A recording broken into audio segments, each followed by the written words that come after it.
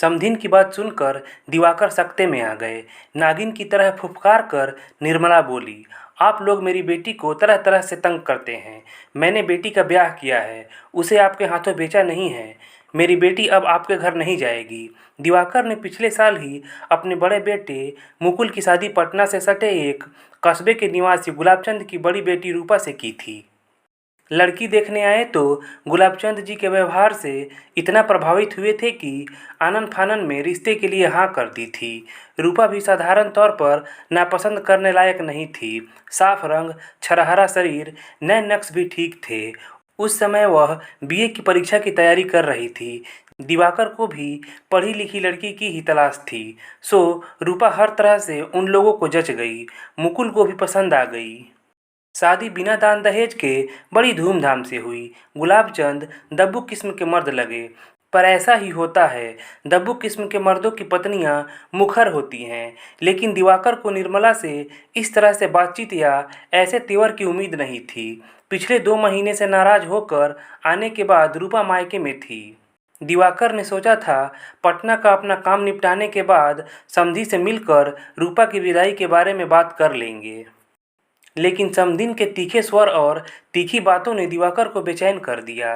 असहजता महसूस करते हुए बोले, क्या कह रही हैं आप समधिन जी? मैं ठीक कह रही हूँ दिवाकर जी, निर्मला बोली। आपने मेरी बेटी को ले जाकर पिंजरे में बंद कर दिया, ऊपर से कई तरह की पाबंदियाँ की। यह मत करो, वैसा मत पहनो, ऐसे मत खाओ, उधर मत जाओ। वह क्या जानवर है जो गाय समझकर गौशाला में खूंटे से बांध दी?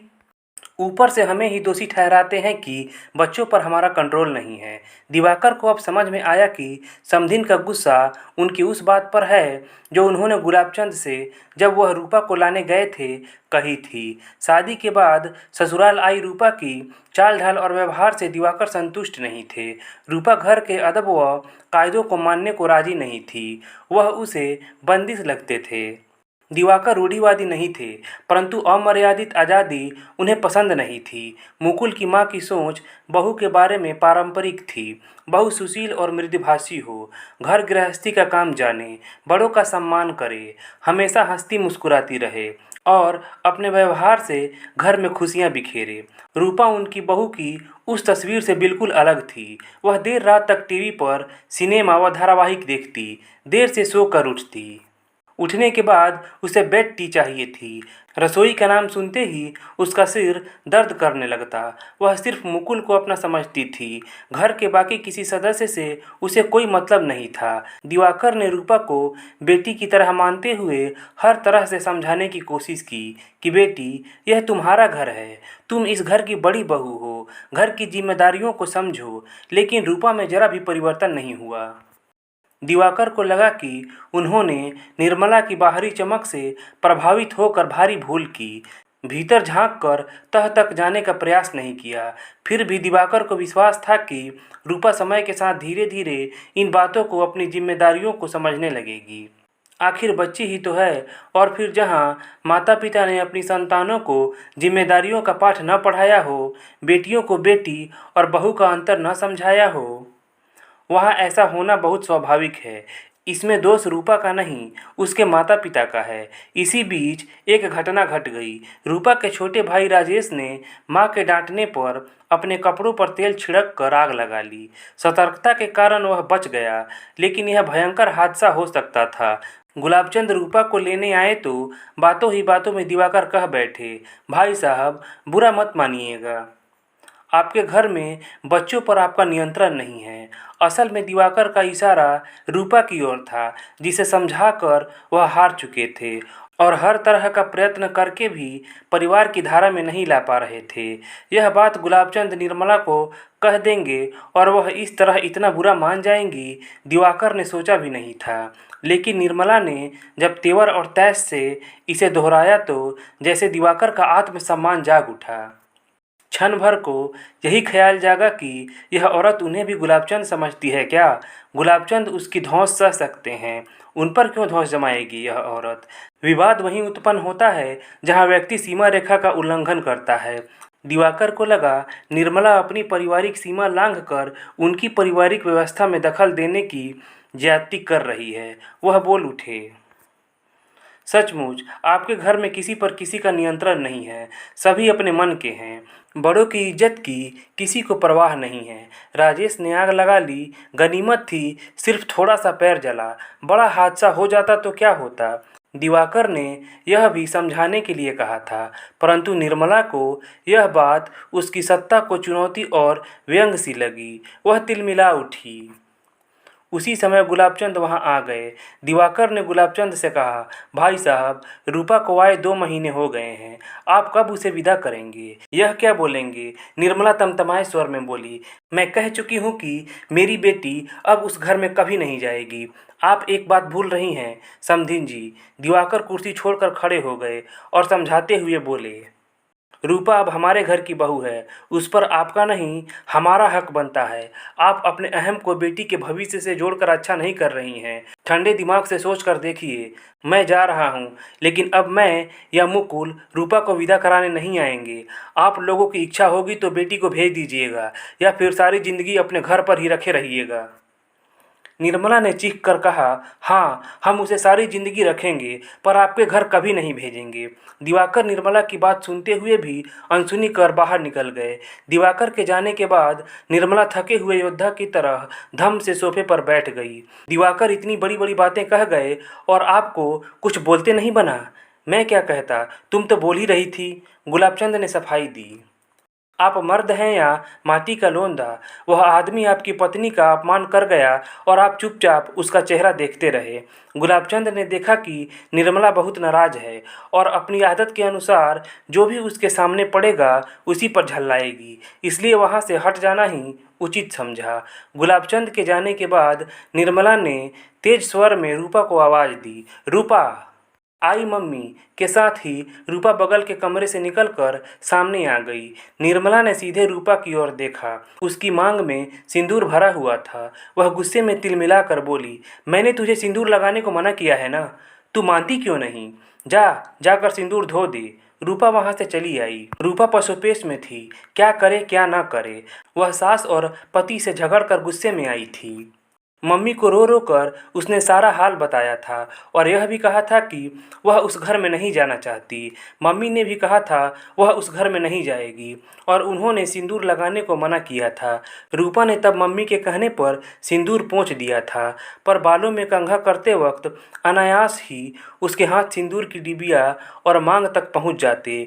रूपा अभी ऊहापोह में ही थी कि उसे अपनी छोटी बहन गुड़िया की आवाज़ सुनाई पड़ी, क्या चिंता कर रही हो दीदी? मम्मी ने कहा है मांग का सिंदूर धो दो तो धो डालो, तुम भी तो यही चाहती हो। गुड़िया रूपा की तरह उन्मुक्त और लापरवाह नहीं, बल्कि गंभीर प्रवृत्ति की थी। 12वीं कक्षा में पढ़ती थी। रूपा ने कहा, मैं तय नहीं कर पा रही हूँ गुड़िया कि इस समय मुझे क्या करना चाहिए। क्यों? गुड़िया ने करीब आकर कहा, तुम्हारा तो उस घर में दम घुटता है। उस घर के सभी लोग तुम पर अत्याचार करते हैं, तुम पर तरह तरह की बंदिशें लगाते हैं। वह घर है या जेल खाना? बचपन से मम्मी से आज़ादी का पाठ पढ़ा है तुमने, फिर तुम उस जेल खाने में कैसे रह सकती हो? जेल खाना तो सचमुच ही है, परंतु परंतु क्या दीदी?